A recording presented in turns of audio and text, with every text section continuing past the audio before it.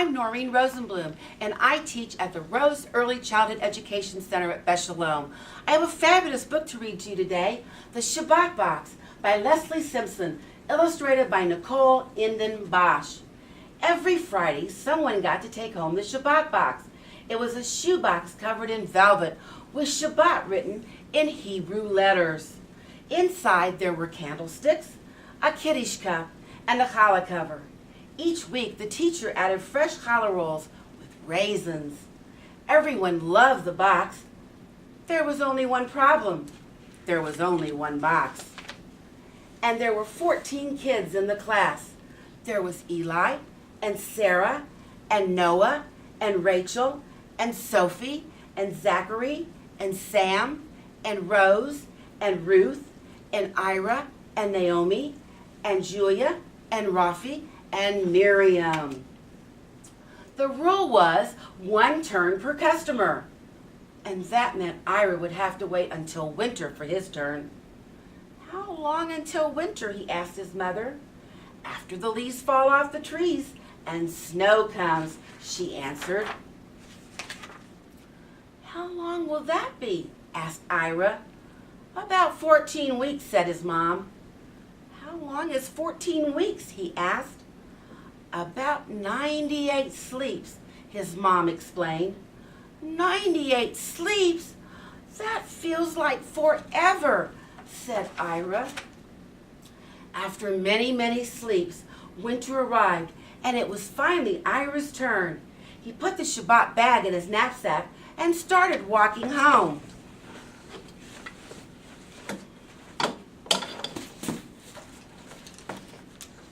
But that Friday, there was a bad snowstorm. The wind whipped his face. His eyes were so cold they felt like popsicles. His feet got soaked from snow falling into his boots. When he finally made it home, he was shivering. Inside, the air was warm. His dad was making honey chicken. There was pea soup with noodles bubbling on the stove, and he could smell a chocolate cake baking in the oven. Ira took off his knapsack. In the storm, the flaps had opened, and the Shabbat box had fallen out. His lips trembled. He began to cry. What's wrong? Asked his dad. The Shabbat box is gone, he sobbed. Oh, what can we do? They went outside to look for it. Their eyes stung, and they couldn't see through the blowing snow. Cars were sliding, and the people were slipping on the ice. We'd better go back inside, his dad said.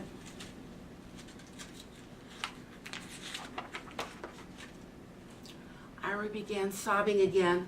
There is only one Shabbat box, and I have lost it, and I'm going to be in trouble.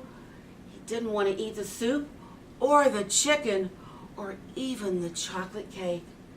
How do you think we can solve this? His mother asked. Ira thought. He thought so much his head hurt. He felt miserable.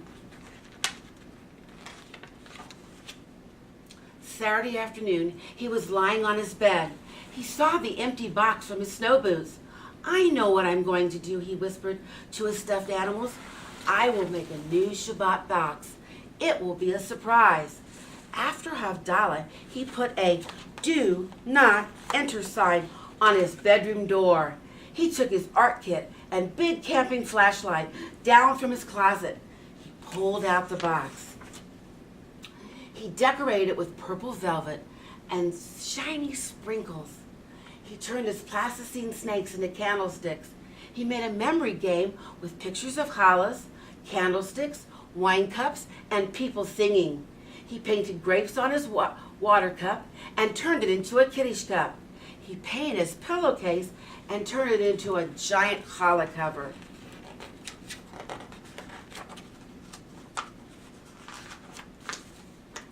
He stayed up all night painting, and decorating everything.